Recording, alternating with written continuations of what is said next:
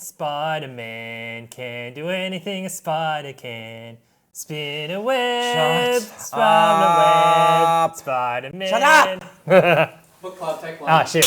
Hi, everyone, and welcome to Coming to Tetra Book Club. I didn't realise we were recording. Hello, everybody. See, always like this, idiot. Welcome. So, we have a fun one for everyone this week. In case you don't know what this is. It's always fun. Book club is fun. That's true. Yeah. Book club is always fun. So basically what we would do is we Recommend each other books to read, something the other might not, and we try and change companies every week, or every month, sorry, to keep it interesting. And what did we do this week? Yeah, Who wants to go first? I think you went first. Oh, because you screwed up, so I went second last week, so I go first this week. Yeah, that's fine. Okay, You sweet. are a screw up. So you recommended to me Charles Burns' Final Cut. Where to begin? Well, This start. was so good. Thank you. That was the worst handshake I've ever done. Thank you so much. It was close to masterpiece. I haven't read this yet because I'm saving it but I wanted to see what he Okay. described. So this is interesting. He being James. All right, so I'm going to review this in two ways. I'm going to do a very quick way at the start And then backwards, and you have to read. for people who have read Charles Burns books before. Yeah. And then I'm going to review it as if you've never read a Charles Burns book before. Which I think you could walk into this without having read it. You're about to find out. Okay, go Okay, ahead. so for those of you who have actually read Charles Burns stuff before, like Black Hole, any of his 8-ball X'd stuff. out, Sugar Skull. X'd out, Sugar Skull. This is, in his, I won't say later years, but all of his more recent projects are all horror based. And you would think that based on this is a horror. It is not a horror book at all. And that kind of framed my review a little bit too. It is brilliant. Okay, now let's go to people who've never read a Charles Burns book before. So Charles Burns he has done a lot of real world stuff in the past, and then he went on to do a lot of horror type stuff. And this one here is a real world book for fans of people who love movies and love the making of movies. So, Which is why the title, Final Cut. That makes Final sense Cut, when yeah. you hear that. all right, so I have to come into it letting you guys know that I'm a Charles Burns fan, and I was expecting a horror. So the entire way through, I was reading it as if at some point something was going to happen and something was going to jump out. And a bit of a spoiler, which you kind of realize after the first 50 pages, nothing's going to happen. So it is about a boy named Brian, who is a undetermined age. You know, he's a young adult because he drinks and he lives at home. But And there's, just a heads up, there is nudity in these. there is no. It's definitely most not of for Charles kids. Burns, yeah. Even though it's not an adult book, it's not for kids. Yeah. He wants to be. He's making a movie. He's always loved movies. He's working with a girl called Laurie, and he is smitten with her, and he wants to befriend her more. And it's his journey of making the movie, but at the same time, Trying to hook up. yeah, trying to hook up isn't the wrong word. Trying to get closer to Laurie. Now, the bit that confused me in relation to the horror, though, is that Brian suffers from an undetermined mental illness, and he's also an artist. So it's no spoiler because it happens in the first 10 pages. He alludes to the fact that he might be an alien, but we've learned very quickly that the alien is a metaphor for the mental illness that he's going through. And you really feel for the guy because there are times with it when he is suffering from something to do with what's going on in his head that we're not sure, where his friends go, oh, Brian's going through something again.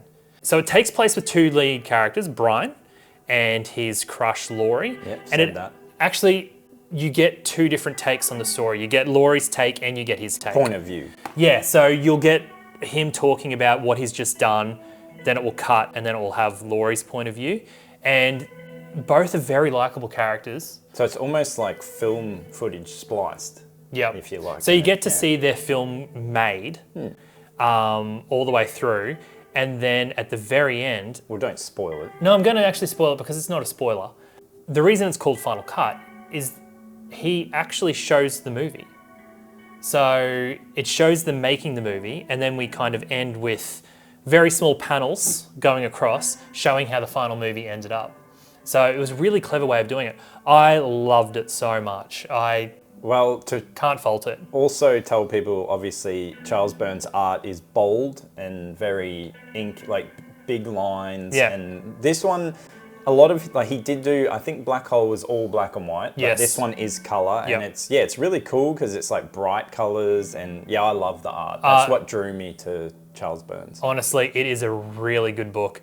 The code it's $68. You can get 20% off for the next couple of days after this video goes live. Highly recommend that you buy it at full price. If not, just quickly get in there and buy them.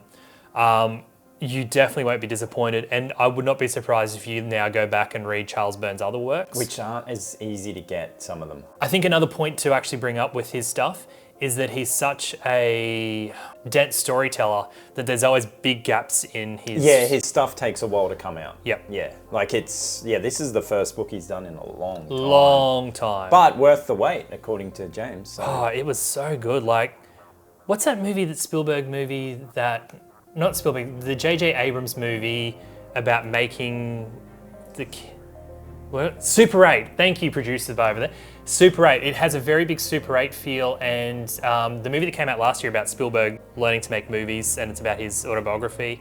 I cannot remember what it's called. There'll be a little note at the bottom of the screen right now saying what it is. Like I said, it's a love letter to people who will like movies. I'm glad you liked it. Thank you. We did that. Oh yeah, so what am I going to give it? Oh yeah!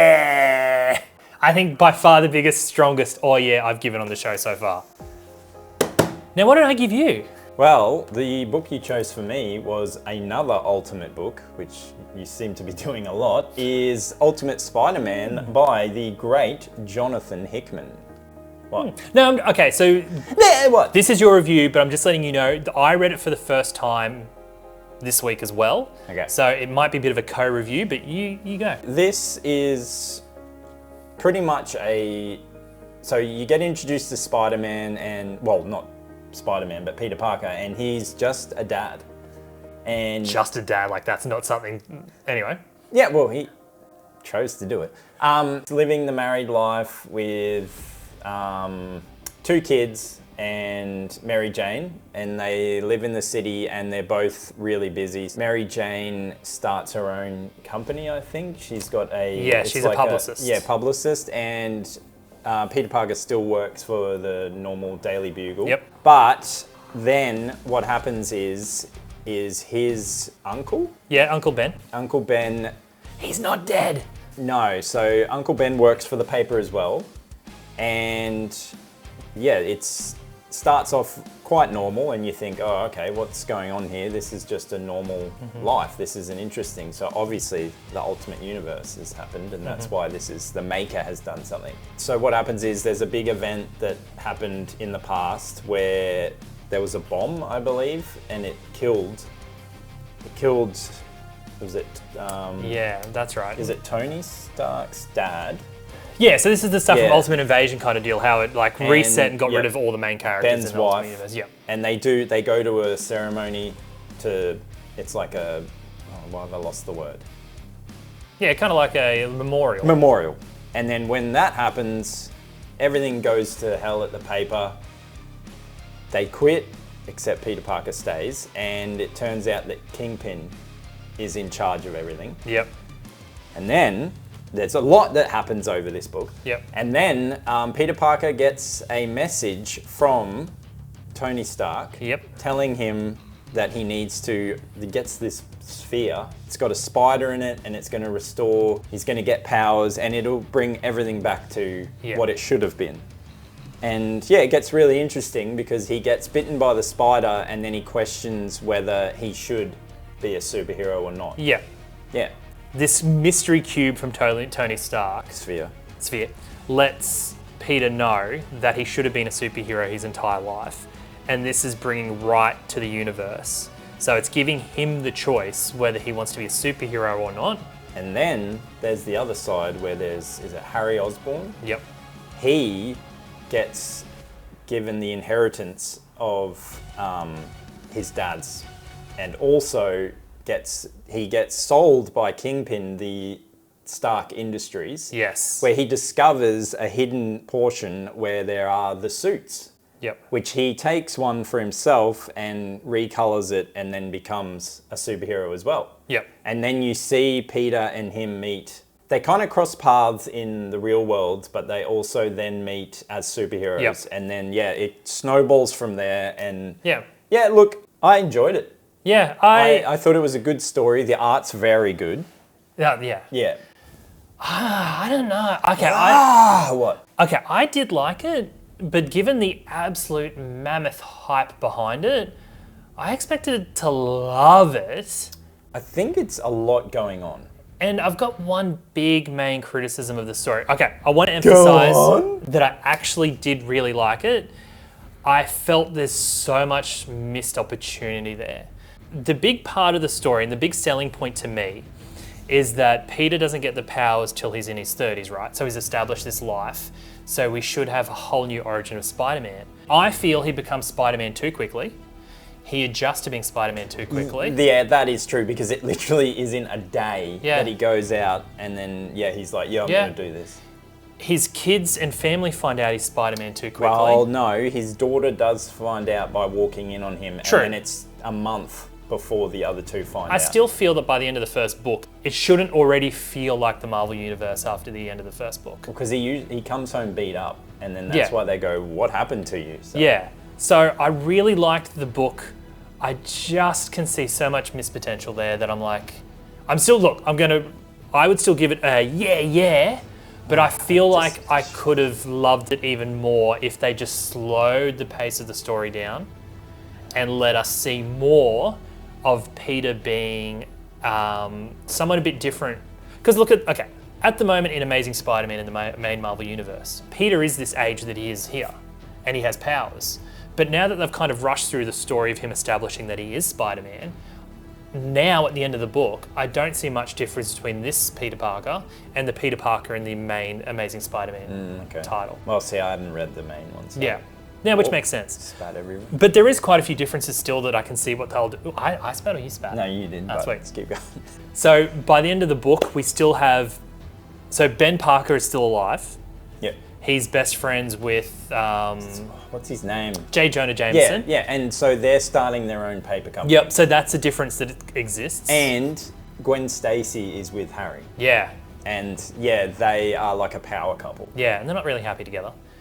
Peter and Harry's character in it is really good, I find, because they're kind of like mirroring each other, so they both got powers around the same time. But Harry has chosen to tell everyone that he's got powers. Well, everyone around him. Yeah. Yeah. But Peter's like, I'm going to keep it a secret, so it's a really good mirror. And they're kind of trying to get Kingpin. But he seems to be switched on. But I don't know. I don't think he knows who they are. He just knows that there's... he doesn't know their identities. Yeah. But...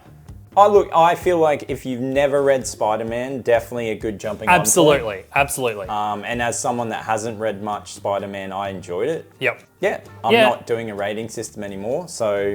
You got to give it you got to let us know. I'm just saying read it.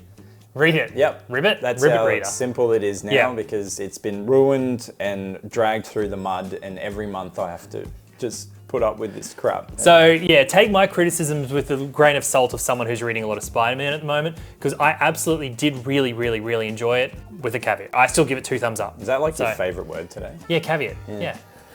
But definitely read it, and I feel like it obviously is the strongest title from the Ultimate Universe. Yes, and not absolutely. because of just sales, but I'd be interested to see where it goes from here. Yeah, and no map. It's a Hickman book without a map. There is a secret one on the wall when they take. Remember when the new paper company has a map of stuff, and it's not a big one, but I did laugh because I'm like they've stuck a map kind of in there because it's like showing all the lines. Oh really? Oh, that's really cool. So that was maybe his little in joke, but I don't know Jonathan. So Jonathan, well done, Jonathan. In the comments. So you can still pick it up for a good price for the next 2 days. Other than that, you got to pay full price again. So, but. Let's move on to this month's present recommendation. time. Not presents, just books. Okay, you go first.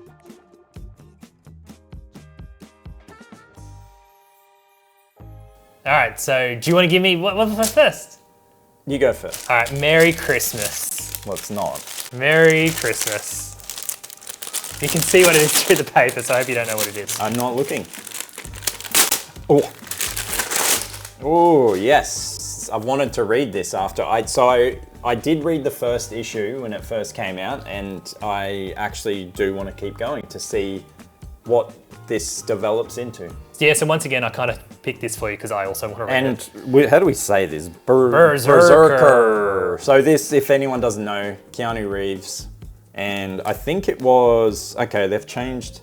Oh no, Matt Kint. Yeah, Matt Kint did the writing with Keanu. So it's a good team, yeah. And yeah, I look forward to that one. So finally something not Marvel or DC, so I'm excited. I've got no clue what it's about other than Keanu. I do, so if anyone's read Old Guard, it's very similar to that. No. It's like an immortal assassin. Yep. But I will look forward to reviewing it. Okay, so this is your... So the storyline behind that, by the way, is that Keanu wanted to make his own kind of like franchise, and he wanted to make his own like star in his own movie. So he thought, I'll just write my own stuff. So And they've already said that it's going to be, I think, a movie and a animated series. Yeah, I think so.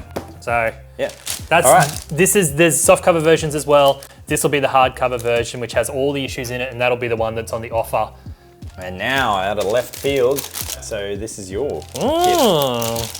I don't know how you're going to react because. He's so paranoid because of what happened last week. Not paranoid, just annoyed. He's just, so take the para away. It's fine. Oh, that is very interesting. Yeah, so I've given you the start of Moon Knight. So yeah, I look forward to seeing, because Moon Knight is a great character and I enjoyed this run. And you don't have to read all of it, even if you just read the first half, it's just to give you an idea. No, I'll try to read all of it. I'll tell you why I'll try to read all of it. It takes a while for characters to get fleshed out. And so I understand that the first half will be him just kind of appearing before the creators kind of get a feel for him. So I will try my best to actually read all of it. Very good choice. You worried for nothing. That's very good. So this is Bad Moon Rising. Yep. Moon Knight, Bad Moon Rising. That's, yeah, well done. So that's our book club. We'll just swap this. That'll probably fall. Yeah, that's gonna fall. So yeah, that's our book club for the month. So what is the code gonna be? What about Bill and Ted, one word? Oh, I like that. Bill and Ted, one word, not ampersand. It'll be Bill and Ted. One word, save 20% on both these books. Which is pretty good, especially on Berserker. That's a deluxe hardcover. Yeah, and that's literally crazy. Yeah, it's a new release as well. So yeah, join us next month and you'll find out what we think of these bad boys, literally. Yeah. Yeah, all right. Catch you on the flip side.